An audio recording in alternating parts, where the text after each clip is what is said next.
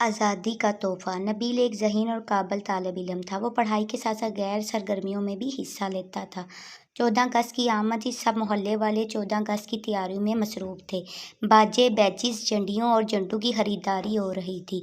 وہ اکثر سوچتا تھا کہ اس طرح جشن آزادی منا کر کیا ہم اپنا فرض ادا کر لیتے ہیں؟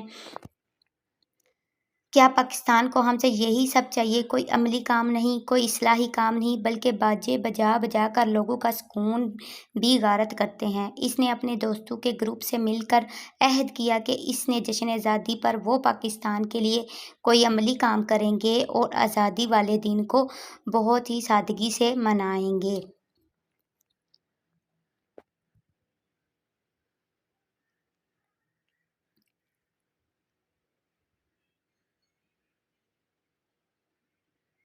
شکرانے کے نفل ادا کریں گے۔ پروردگار نے ہمیں آزاد وطن عطا کیا۔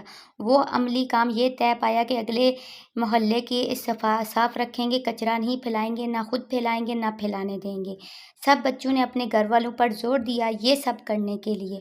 جو چند ایک گھر ایسے تھے جو عمل نہیں کرنا چاہتے تھے، وہ بھی سب کی دیکھا دیکھی میں مجبور ہو گئے۔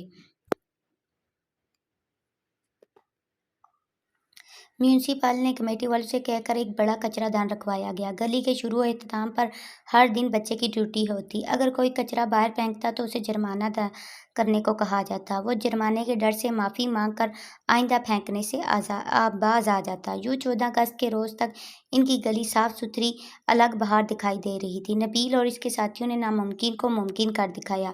یوں جشن آزادی منانے کا صحیح طریقہ اور صحیح حق ادا ہوا۔ اس ملک کو ہمارے ایسے ہی کاموں کی ضرورت ہے۔ Thanks for my watching video.